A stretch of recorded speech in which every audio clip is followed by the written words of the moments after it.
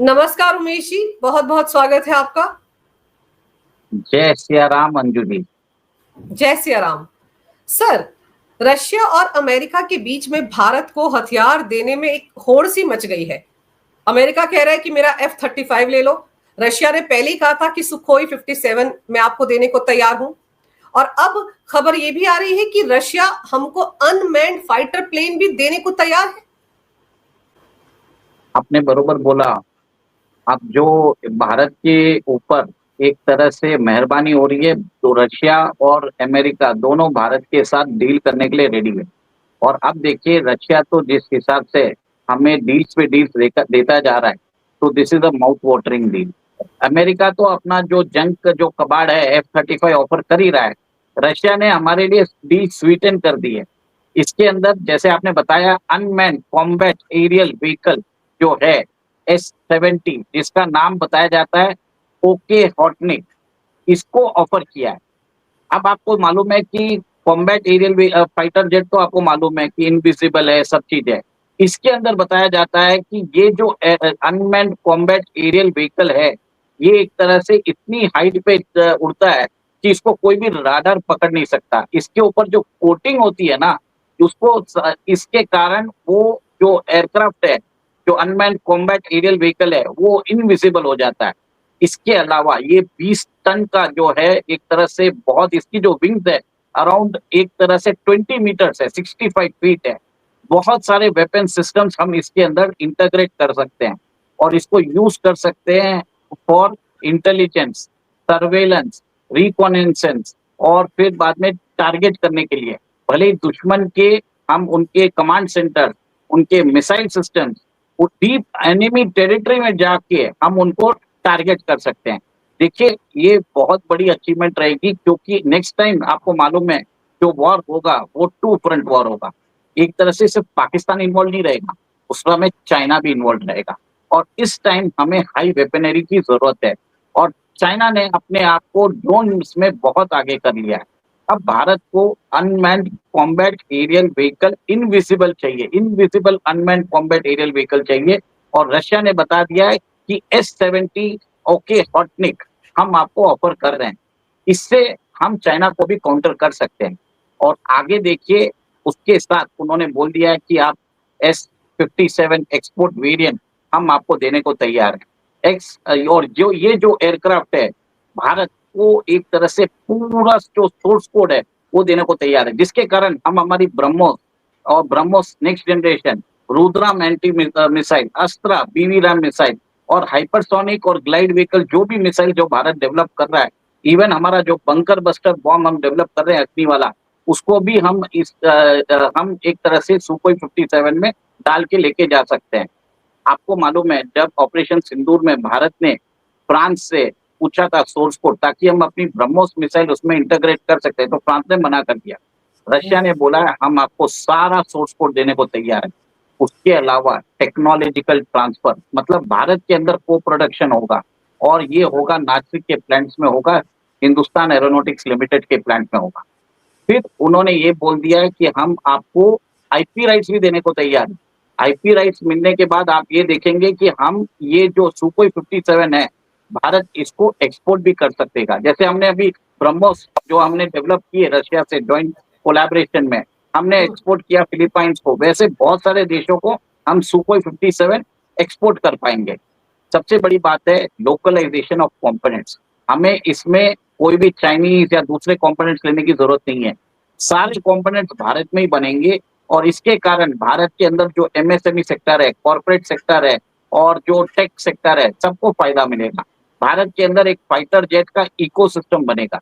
Russia ने ये भी बोल दिया है कि हम आपके एमका जेट्स को हम उसको भी डेवलप करने में आपकी सहायता करेंगे।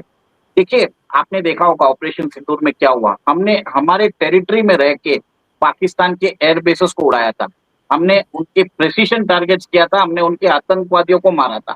हमने वहां पे नूर खान एयरबेस पे, किनारा हिल्स पे परफेक्ट प्रिसीशन गाइडेड मिसाइल्स के साथ हमने किया था। और रशिया हमें मिसाइल्स भी वैसी देने को तैयार है। उसने बोल दिया है कि R-73 जो उनकी BB रैम मिसाइल है वो दे देगा। इसराइल से हम एक तरह से, आपको मालूम है, हम अभी LOR मिसाइल्स ले रहे हैं, जिसकी भी रेंज अराउंड 400 किलोमीटर्स है। मतलब हमें पाकिस्तान की टेरिटरी में जाने की जरूरत नहीं है। भारत की टेरिटरी में रह के हम 400 किलोमीटर दूर तक हम स्ट्राइक कर सकते हैं। देखिए अंजू जी, जो फ्यूचर वॉरफेयर होगा वो होगा जी non contact warfare. Non contact warfare क्या होता है कि हम एनिमी की टेरिटरी में घुसते नहीं है, हम अपनी टेरिटरी में रह के हम एनिमी के ऊपर वेपन्स फायर करते हैं। जो जी ये जो अनमैन्ड कॉम्बैट एरियल व्हीकल जो रहेगा, वो एक तरह से हमारा एक वेपन सिस्टम रहेगा। ह्यूमंस नहीं मिलता, ह्यूमंस हमने मतलब अपने अपनी कोई आर्म फोर्सेस नहीं भेजी। जब तक हम अपनी आर्म फोर्सेस उनकी टेरिटरी में नहीं भेजते हैं, उसको थियोरेटिकली उसको इन्वेजन नहीं बोला जाता। हम अपनी टेरिटरी में रह के अगर उनको टारगेट करते हैं, तो एक तरह से प्रेसिशन गाइडेड मिसाइल्स UCAV से के थ्रू हम कर पाएंगे, जिसमें उनके कमांड सेंटर्स, उनकी जो भी डिसीजन मेकिंग बॉडीज है, जैसे आपने जी देखा है कि इजराइल और ईरान के बीच में हो रहा था, उधर भी मैक्सिमम काम वो बैलिस्टिक मिसाइल, हाइपरसोनिक मिसाइल वही काम कर रहे थे। अब भारत के पास ये टेक्नोलॉजी आ जाएगी जिसमें कॉम्बैट व्हीकल के साथ अनमैन्ड कॉम्बैट एरियल व्हीकल साथ में उड़ेंगे। आप सोचिए, सुखोई 57 लेके कोई आदमी उड़ता है और उसके साथ S-70 UCAV लेके उड़ेगा, तो वहां पे वो क्या करेगा, ये जो UCAV है उसको आगे भेजेगा, वहां से वो उसके सेंसर्स पकड़ेंगे, सारे इमेजेस लेंगे, वो ट्रांसमिट करेंगे इसके पास। अब ये जो व्हीकल जो जी UCAV है, इसके अंदर भी मिसाइल रहेगी। मैंने बताया था इसकी जो विंग स्पैन है वो एक तरह से 65 फीट की है, 20 मीटर की है, तो इसके विंग्स में भी मिसाइल रहते हैं। तो उधर से बैठ के हमारा फाइटर जो पायलट, अगर वो उसने बटन दबाया तो मिसाइल जाके दुश्मन को डिस्ट्रॉय कर सकती है, और जी एनिमी के रेडार भी नहीं पकड़ पाएंगे, और एनिमी के जो मिसाइल डिफेंस सिस्टम है वो भी उनको समझ में नहीं आ पाएगा। तो ये पर भारत सर की जो भारत की कैपेसिटी है मल्टीफोल्ड बढ़ा देगा। सर पर भारत पर इतना मेहरबान है रशिया, और भारत की रशिया के साथ रिश्ते बहुत अच्छे हैं सर। अब देखिए ना, S-400 जो हमने इस्तेमाल किया वो भी उन्हीं का दिया हुआ सिस्टम है। S-500 वो हमारे साथ को प्रोडक्शन के लिए तैयार है। लेकिन ये सारी डील जो हो रही है, इससे तो अमेरिका और ज्यादा बिदक जाएगा। ट्रंप तो और परेशान हो जाएंगे, क्योंकि वो तो नेटो कंट्रीज में भी उनका डिफेंस बजट इसलिए बढ़ा रहे थे ताकि उनके वेपन्स खरीदे जाए। वो अभी ढिंडोरा पीट रहे थे कि भारत के साथ मैं बहुत बड़ी डील करने जा रहा हूं। तो मुझे तो लगता है उनकी सारी डील्स धरी की धरी रह जाएंगी अब। देखिए, भारत अमेरिका के साथ भी डील करता है, पर अमेरिका के साथ वो क्रिटिकल जो वेपन सिस्टम्स है वो नहीं लेगा। वो सबमरीन नहीं लेगा, फाइटर जेट्स नहीं लेगा, वो बाकी जो भी सॉफ्टवेयर है, दूसरे जो भी कम्युनिकेशन सिस्टम्स है, मॉनिटरिंग सिस्टम्स है, वो सब ले लेगा, पर ये जो अटैक सिस्टम्स नहीं लेगा। क्योंकि क्या होता है, अमेरिका के जो वेपन सिस्टम्स आते हैं उनके साथ उनकी शर्तें भी रहती है। हमारे पास ऑपरेशनल ऑटोनॉमी नहीं है। ऑपरेशनल ऑटोनॉमी मतलब ऐसा है कि वो बोलेगा कि ये जो वेपन सिस्टम है आप पाकिस्तान के साथ यूज मत करो, आपको चाइना के साथ ही अलाउड है। तो एक तरह से हमारा जो पैसा देके भी हम अपने हिसाब से यूज नहीं कर सकते, तो क्या मतलब है। तो अमेरिका को मालूम है कि भारत उससे लेने वाला नहीं है, और उनको क्लियर कट हमने बता दिया है। ट्रम्प एक तरह से सिर्फ रोना धोना कर रहे हैं, वो एक तरह से टफ नेगोशिएटर बनने की कोशिश कर रहे हैं ताकि वो बता सके। और अमेरिका के डिफेंस सर्कल्स में भी मालूम है भारत उनसे ये जो क्रिटिकल वेपन सिस्टम कभी भी नहीं लेने वाला, वो रशिया से ही लेगा। इसके लिए अमेरिका वहां पे कैट्सा सैंक्शंस की बात लगाता है। उसने ये एक्ट इसके लिए उसने बनाया है ताकि भारत और दूसरे देश रशियन वेपनरी को लेने नहीं ले सके। जैसे आपको मालूम है अभी उन्होंने तेल के लिए बोला है, अगर आपने तेल रशिया से लिया तो मैं 500% सैंक्शन लगा दूंगा।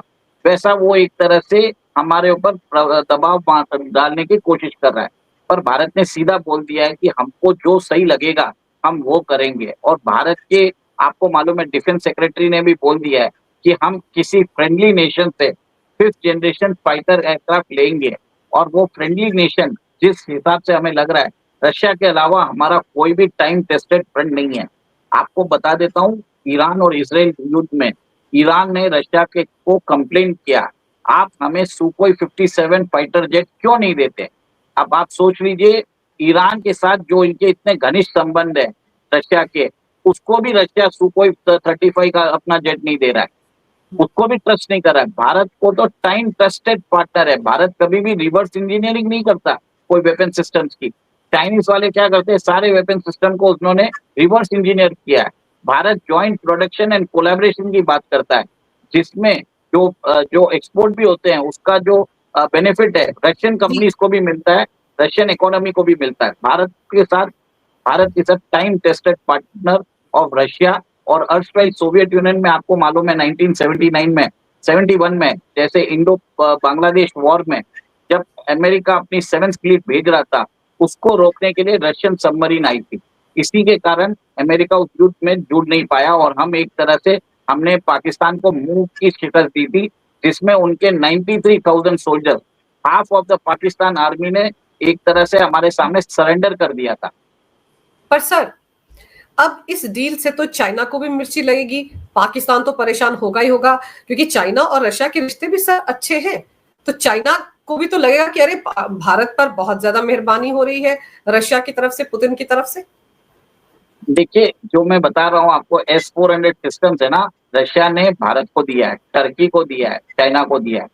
टर्की और चाइना को उन्होंने एक तरह से एक्सपोर्ट वर्जन होते हैं, उसके अंदर बहुत सारे लॉकिंग फीचर दिए, मतलब बहुत सारे फीचर्स नहीं दिए।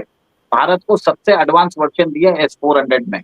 इसके लिए आपने देखा कि S-500 सिस्टम के लिए भी भारत के साथ वो को प्रोडक्शन के लिए रेडी है। और चाइना जानता है कि वो उसके ऊपर इल्जाम है कि वो रिवर्स इंजीनियरिंग करता है, जिसके कारण रशिया भी एक तरह से उनसे डिफेंस टेक्नोलॉजी की बात नहीं करता है। रशिया उनके साथ इकोनॉमिक पार्टनरशिप की बात करता है, ट्रेड की बात करता है, क्योंकि रशिया और चाइना के बीच में $250 बिलियन का ट्रेड है। इंडिया और रशिया के बीच में $70 बिलियन का ट्रेड है। उसके अंदर डिफेंस भी आता है, पर रशिया एक तरह से आपको मालूम है सैंक्शंस लगाए हुए हैं, उसको वेस्ट ने उसके ऊपर 25,000 सैंक्शन लगाए हैं। उसके बाद वो चाइना बहुत बड़ा एक तरह से कंज्यूमर है जो रशियन इकोनॉमी को चला रहा है। इसके लिए रशिया उनके साथ सिर्फ इकोनॉमिक पार्टनरशिप करता है, भारत के साथ स्ट्रेटेजिक इकोनॉमिक डिफेंस और कोलैबोरेटिव पार्टनरशिप करता है। तो दोनों में फर्क है। सर, भारत ने तो अपने डिफेंस बजट का 1.9% ऑफ जीडीपी जो है उसको भी बढ़ाने का फैसला किया है, तो यानी कि आने वाले दिनों में हमारी एयरफोर्स, हमारी आर्मी, हमारी नेवी और ज्यादा अत्याधुनिक हथियारों से लैस हो जाएंगे। बहुत सारे डील्स हो रहे हैं मंजू जी। आप ये देखिए कि भारत ने अभी INS कमाल जो है रशिया से मंगाया है, वो फ्रिगेट जो आपने देखा है थोड़े दिन पहले ही आया था, भारत के यहाँ पे इंडक्ट हुआ है। भारत अपनी समुद्री सीमा को बढ़ा रहा है, उधर 2,40,000 करोड़ का इन्वेस्टमेंट कर रहा है। और ये भी देख रहे हैं कि हमारी जो फाइटर एयरक्राफ्ट के लिए वो सुखोई 30 का अपग्रेडेशन कर रहा है, 65,000 करोड़ उसके अंदर इन्वेस्ट कर रहा है। एमका का डेवलपमेंट कर रहा है और 5th जनरेशन के लिए रशिया से बातचीत अभी चालू हो जाएगी। मेरे हिसाब से तो चालू भी हो गई होगी, सिर्फ फॉर्मलाइजेशन बाकी है। अंदर ही अंदर जिस हिसाब से खबर आ रही है, mostly this is a done deal, ये मेरा मानना है।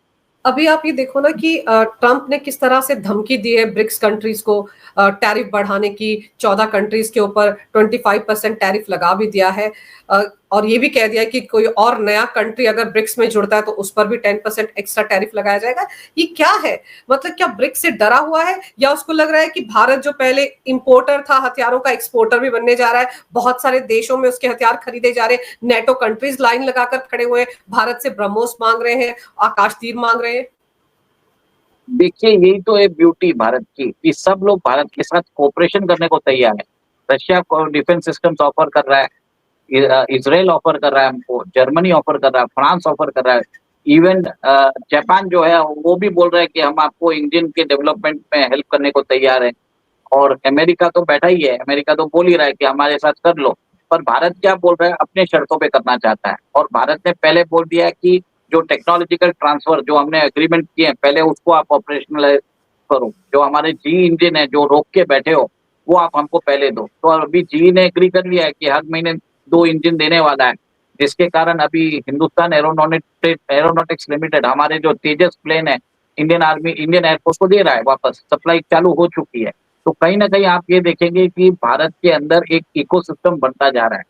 सेकेंड, आप ये देखिए कि भारत के जो टाइम एंड टेस्टेड वेपन्स है, जो हमने अभी ऑपरेशन सिंदूर में हमने यूज किए हैं, भले ही वो Pinaka multi barrel rocket launching system हो, भले ही हमारा आकाश तीर हो, उसको जैसे आपने बताया कि ब्रह्मोस को 22 कंट्री मांग रही है, आकाश तीर को कम से कम 8 से 10 कंट्रीज मांग रहे हैं, पिनाक के लिए इवन फ्रांस रेडी है, हमारी आर्टिलरी गन्स को ब्राजील लेने को तैयार है।